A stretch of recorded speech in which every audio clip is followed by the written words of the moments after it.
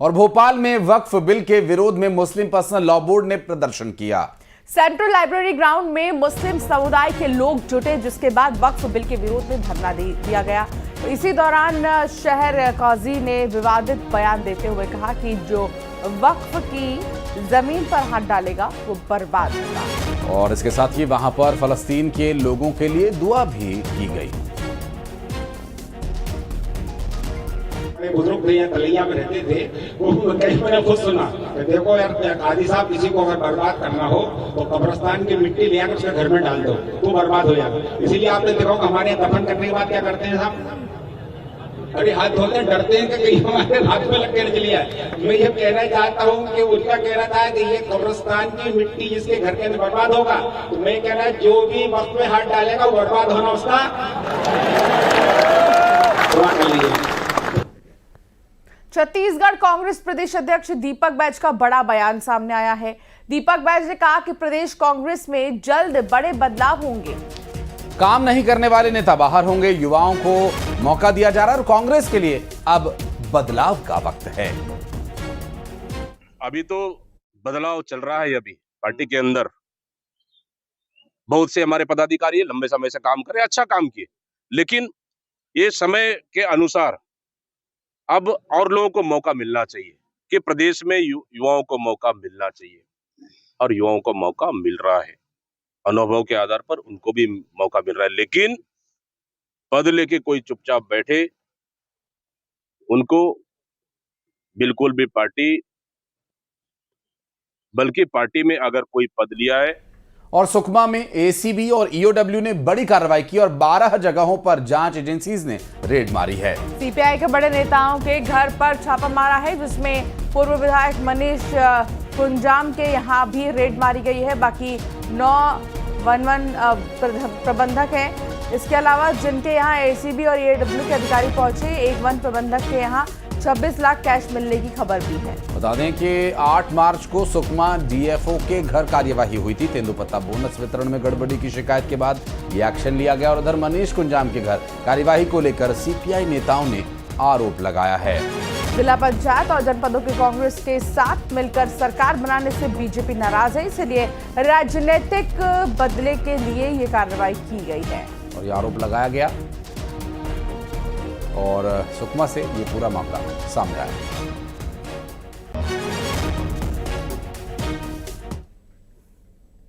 सुकमा में सुरक्षा बलों को बड़ी सफलता मिली है। दरअसल 2 लाख के इनामी सहित 3 नक्सलियों को यहां से गिरफ्तार किया गया। 2 ग्रामीणों की हत्या, अपहरण का ये आरोप इन पर लगा है। चिंतलनार थाना इलाके में एक्टिव थे ये नक्सली और अब सफलता मिली है। सुरक्षा बलों को 2 लाख का इनाम इन पर घोषित था। 3 नक्सली गिरफ्तार किए गए हैं। 2 ग्रामीणों के अपहरण और हत्या का आरोप इन पर है।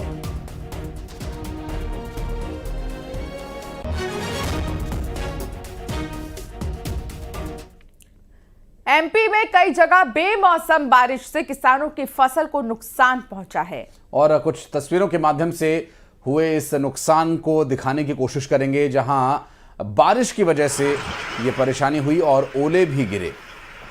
पहली तस्वीर आप देख रहे हैं मुरैना की, जहां पर बारिश के साथ ओले गिरे हैं। अचानक मौसम बदला है और फिर ओले पड़े।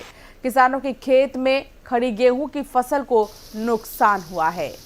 तो वहीं अनूपपुर में भी बारिश की वजह से कमोबेश वही स्थिति बनती नजर आई है। अचानक मौसम ने करवट लिया और तेज हवाओं के साथ बारिश से किसानों की चिंता बढ़ गई है।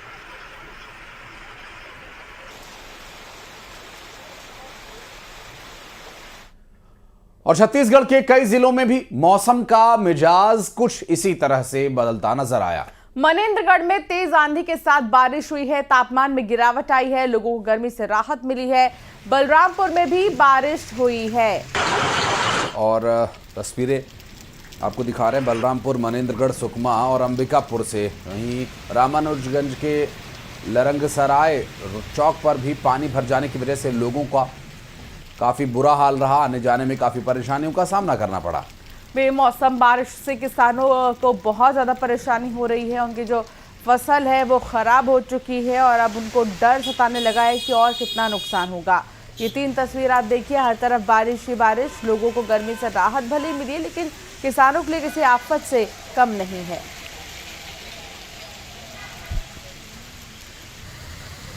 और इसी के साथ साथ की कड़क खबरों में फिलहाल इतना ही। आप बने रहिए न्यूज़ 18 के साथ।